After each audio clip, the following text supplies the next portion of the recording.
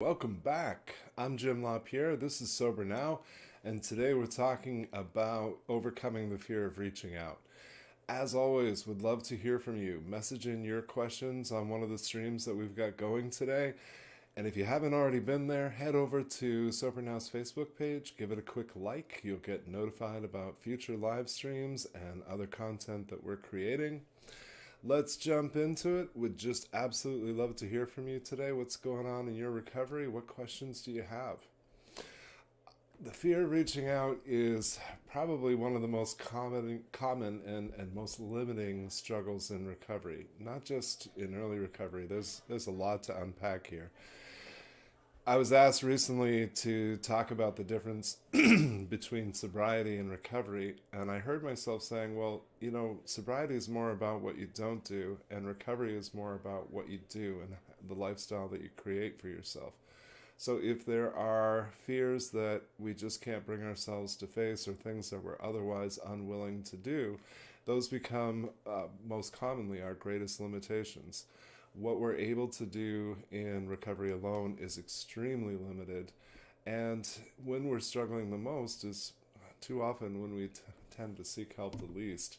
And that's true not just in early recovery, that's true because it's something that's hardwired in us. It's something that we learn from our earliest days, that when we suffer we should do so alone.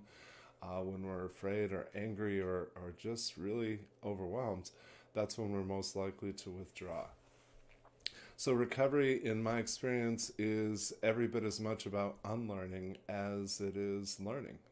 We learned at the earliest junctures of our lives to struggle alone, and we say that we do this because we don't want to drag anybody else down. We're afraid of being a burden or an imposition, but those are really just lies that we were taught. We're afraid to be vulnerable, afraid to even admit that we don't know things. We're afraid to admit that we don't know what we're doing. We're afraid to admit that we need help, afraid to admit that we're overwhelmed and just really need somebody to point us in the right direction or give us a starting point. Many of us fear being seen as needy, but what I say to folks all the time is, being a person who has needs doesn't make you a needy person. Being someone who seeks constant attention and constant approval, I suppose that could constitute a needy person, but I always want to encourage folks to examine that very closely. If someone really is behaving in a needy fashion, then it's my responsibility to set limits and boundaries with them. When we decide that we're a burden or an imposition, what we're really doing, without even meaning to, is making decisions for other people. And we're deciding that we're too much for them, or we're not good enough for them, or that helping us would constitute a hardship instead of an opportunity. I point out to folks all the time, I bet you hate it if somebody else makes decisions for you, so be careful not to do that for others. It helps us to help you. We are very self-conscious people. We're concerned about appearances, about how we'll be perceived and what people will think of us. We would do well to heed the recovery adage, you know what people think about you? They don't. They're worried about what you're thinking, or they're busy doing something cool. But when we feel uncomfortable, we project. We don't allow other people the right to their opinion. We decide that we know better than they do how they should see us and how they feel about us. This is a form of self-centeredness that isn't meant to be selfish. There's so much that's missing from our perspective. Like the idea that people could just be preoccupied with their own problems and not really thinking about us at all. Or that they just honestly don't give a shit one way or another. Because we think we do everything at the extremes, not just thinking. People have to be either for us or against us. They're either on our side or they're not. And the idea that somebody could just be neutral or concerned with other things isn't really part of that perspective. When we lose perspective, we imagine that others are gossiping about us, laughing at us, and this brought to mind a poem that I've shared. Excuse me.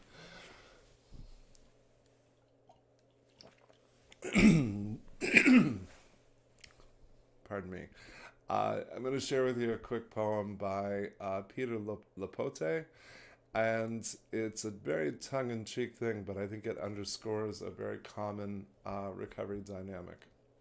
So the poem starts out, "We who are your closest friends feel the time has come to tell you that every Thursday we have been meeting as a group to devise ways to keep you in perpetual uncertainty, frustration, and discontent and torture, by neither loving you quite as much as you want, nor cutting you adrift. Your therapist is in on it, as is your ex-boyfriend and your husband, and we have pledged to disappoint you as long as you need us." I love that because it so sarcastically suggests that, hey, maybe it's not all about you. Maybe folks aren't gossiping or judging you at all. People worth knowing, of course, are doing neither of those. But here's the trick to overcoming that shit. The more we feel afraid or uncomfortable, the more we expect everyone to act like the people who hurt us the most. The key to making connections and having healthy relationships is to relate to people based on who they are, not on who we fear they will reveal themselves to be. It's always amazing to me that for as sophisticated as human beings think they are, our choices are made primarily by a series of simple associations. We generally expect from men what we received from our fathers, and from women how we were treated by our mothers. We have trust issues. We test people. We watch and wait for them to expose their true selves. This is a very long and cumbersome process, and it's observation through the lens of suspicion. We would do far better just to trust our intuition. Just listen to your gut and go where it leads you. We all have survival skills, we all have instincts, but we tend not to follow them. We tend not to even talk about them, because identifying that I have survival skills means identifying myself as a survivor. And for so many people in recovery, what I've heard is, I don't want to identify as a survivor because that means that I'm acknowledging that I was once a victim. My experience is that all people in recovery are survivors, and in the unlikely event that you didn't experience that prior to addiction, the place that addiction will take you to is most certainly traumatic, always involves overwhelming loss, and just, it's hell. So if you survive that, then you develop some skills along the way. And of the many transformations that we can experience in recovery, turning survival skills into things that benefit our recovery, things that benefit our quality of life and our health, I think are some of the greatest opportunities. Anxiety and insecurity are huge obstacles to every piece of recovery, but especially in reaching out. Overcoming those requires mindfulness, action, and tons of accountability. I always say mindfulness is really just a nice word for, hey, I need you to pay attention to yourself. So I'm going to offer some tips for getting out of your own way. First and foremost, stop trying to hide your awkwardness. It's okay to be awkward. It's real. It's even endearing. You know what's really awkward? Pretending like you know what you're doing. Healing is awkward. Growth is awkward. New friendships, new connections are awkward, because all of those things take place outside of our comfort zone. And so if I'm uncomfortable, that's actually a really good sign that I'm heading in the right direction. Expectations are obstacles to connection. We expect to be judged. Doesn't occur to us that maybe they have something better to do. We expect to be rejected. If we experience being accepted, then we project and decide that it's only a matter of time before we'll be abandoned. We fear these things, and too often we allow our fears to become self-fulfilling prophecies. We wait for the other shoe to drop, and when we get tired of waiting, we start throwing shoes. Insecurities are obstacles. I always encourage folks to examine those closely, because insecurities are really just reasons why we believe we're not good enough. And it's always amazing to me that the two most common fears that I hear from folks, I'm not good enough and I'm too much. And it's extraordinary to me that we could be both simultaneously. I've heard from a number of people in recovery that they only have two fears, that you'll like me and that you won't. It really occurs to us to consider whether other people might have the same insecurities, whether they might be feeling anxious. When we're relating to people in long-term recovery, of course they remember what it feels like to be new. Of course they understand how awkward healing, growth, and connection are. The next piece that I'll add to this is take stock of the chips on your shoulder. I like that expression.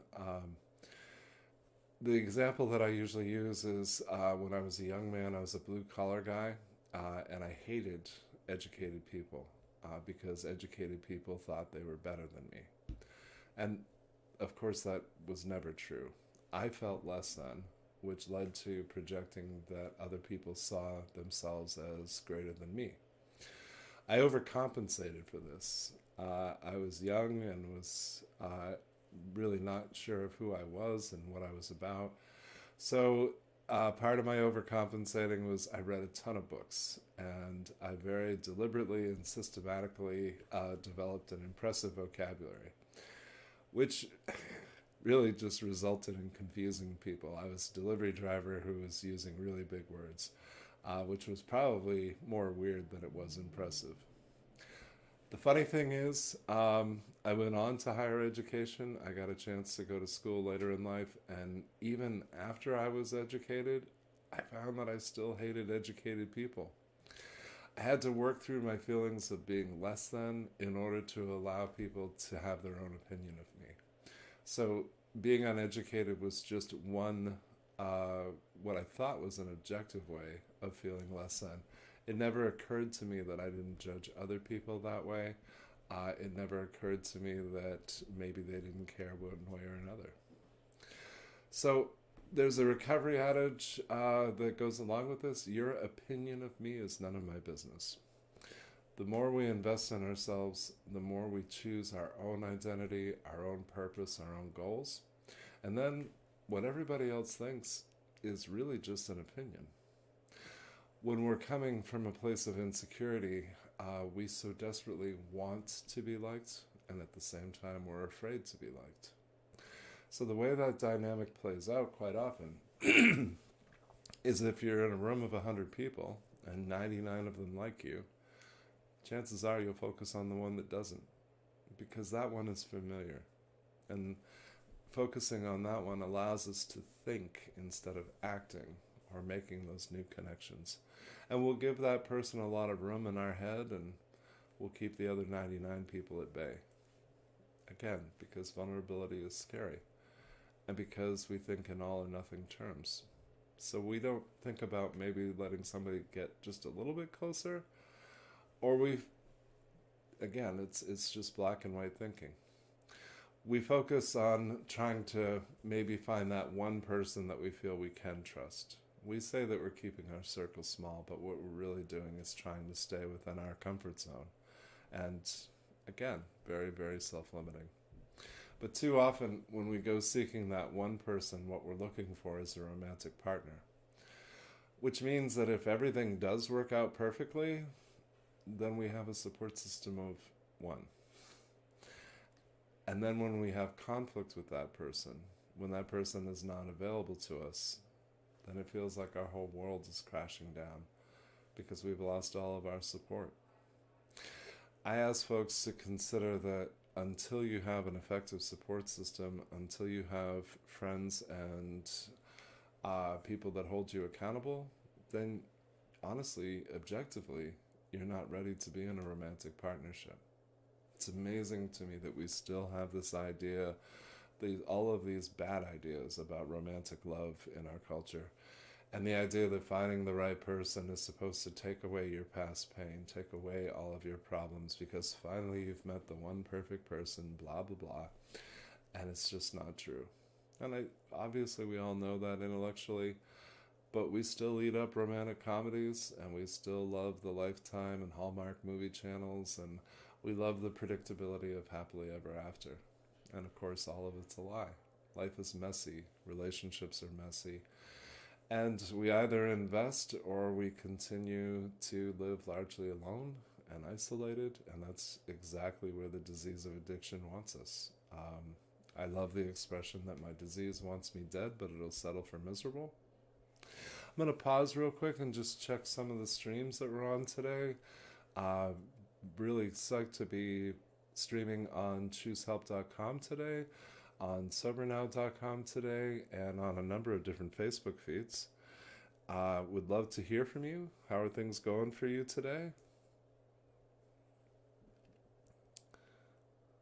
Marie, thanks for writing in. You're right. A lot of this stuff is not easy. It's very hard. And let's see. Chi Chi, really great to hear from you.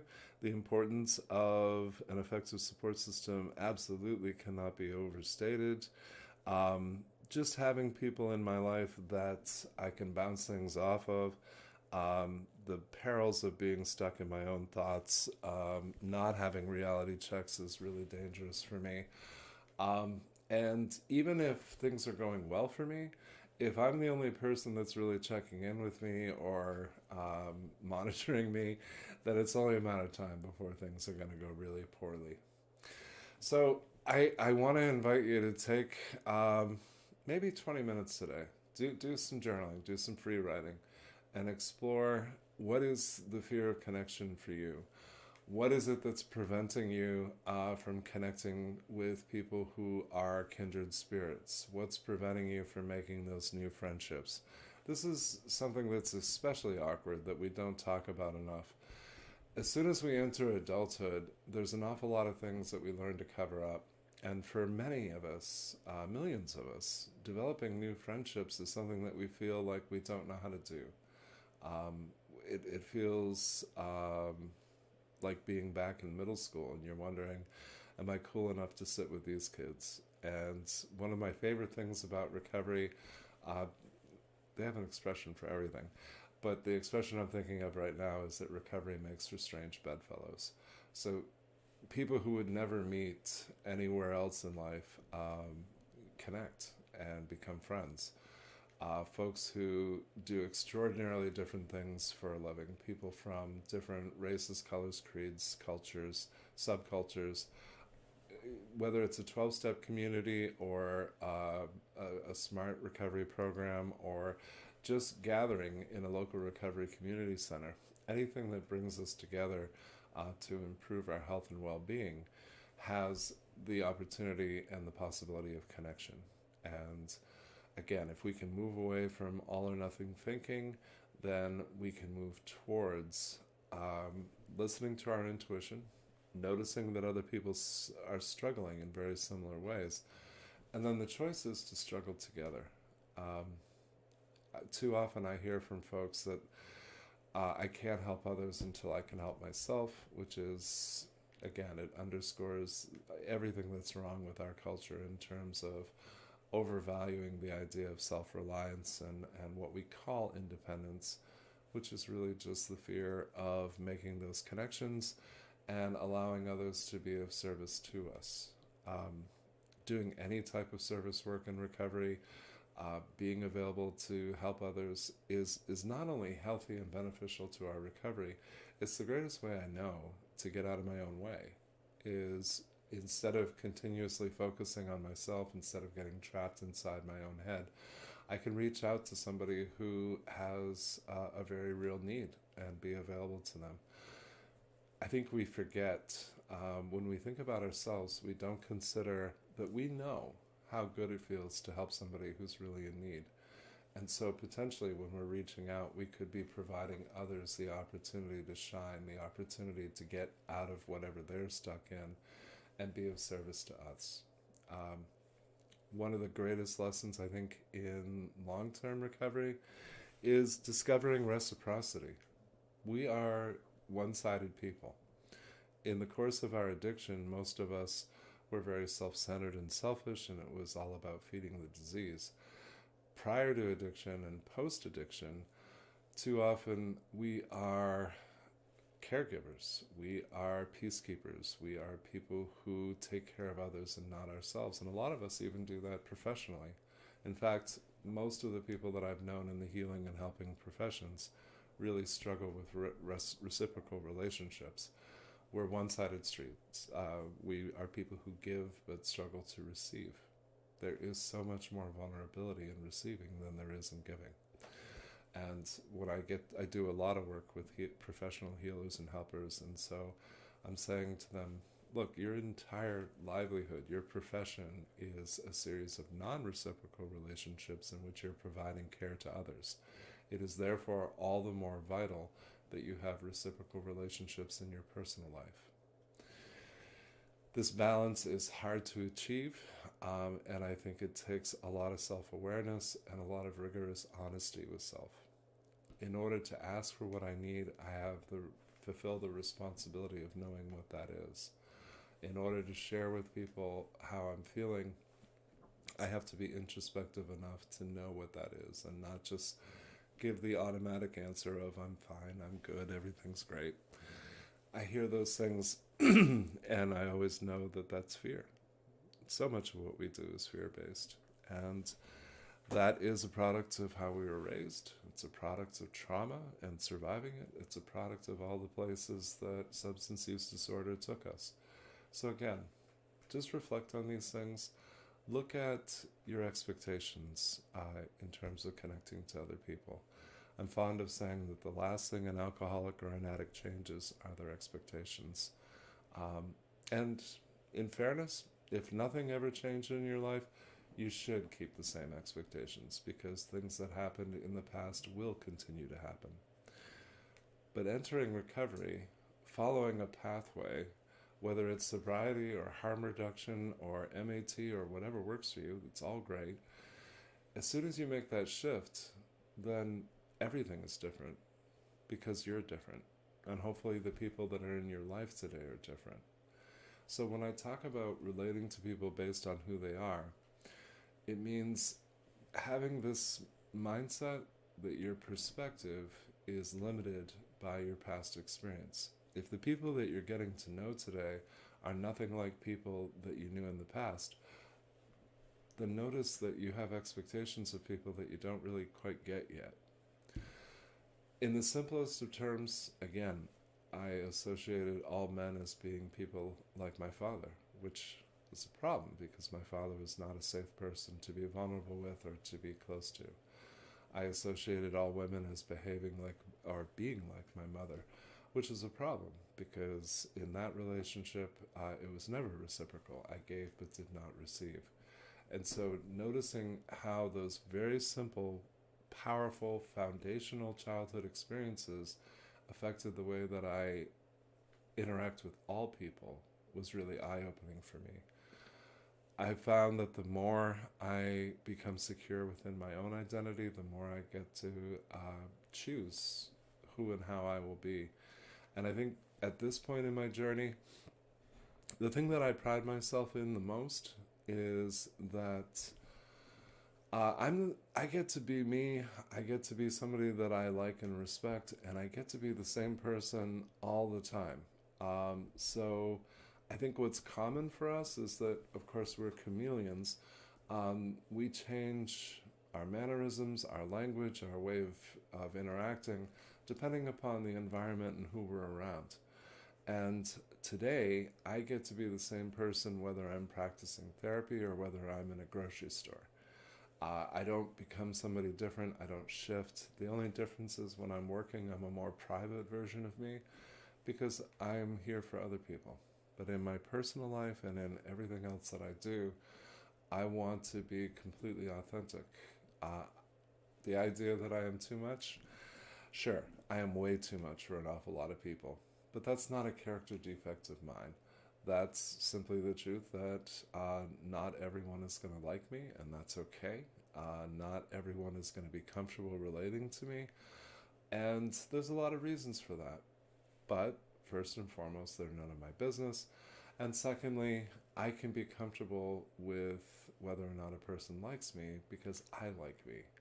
When I was coming from a place of self-loathing, when I was coming from a place of being deeply insecure, other people's opinions mattered enormously to me because I had to take time out of my busy day to consider the possibility that they were right. Maybe I really am an asshole. I'm not a therapist who really preaches self-love. I think self-love is an ideal. I think we can spend our lifetimes working towards that. I preach self-respect and fairness because we all know how to do those.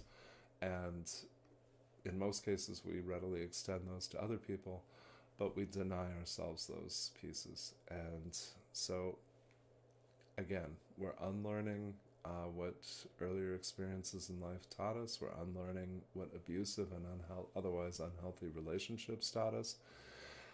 One of the things that I most recommend is reading about ACOAs, adult children of alcoholics, adult children of addicts.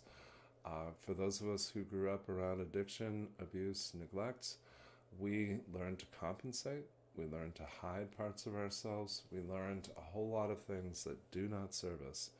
And the truth is, most of us will go our lifetimes without meaningfully examining those things. But as we uncover a lot of false beliefs, a lot of unhealthy coping mechanisms, not just substances, but in lots of other ways, and we start to learn about ways in which the way we relate to each other is codependent. I struggle to use that word because it's frankly overused.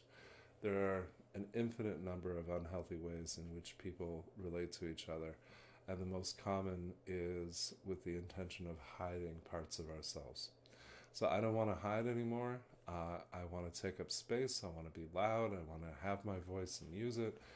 I want to feel free to have my own truth, my own beliefs and values, my own spirituality, my own opinions. They are many. So I'm going to be winding it down in just a moment. But as always, I invite you to connect with me. Jim@sobernow.com is the easiest way to do that. Would love to hear your questions and comments. Would love to hear topics that you'd like to see covered in future live streams. We're going to be doing some new things coming up, and maybe doing some Q&As, maybe doing some further resources. Sobernow.com, as I've been sharing with you, is now a completely free resource in the midst of this global pandemic and overwhelming need. I hate waitlists, and I'm watching so many folks not be able to access services. So Sobernow.com is two 28-day home study programs. The first one is for people who want to enrich their recovery from substance use disorder, or maybe just get a pragmatic starting point. And the second program is for people like me, folks who identify as affected others, who have loved ones in active addiction. And how do we navigate that? How do we support each other as a family as we're going through it? Rebecca, thank you for writing in. It's always lovely to have you with us. So, let's call it good for today. But please take excellent care of yourself. Please connect with each other. And please let me know how we can help.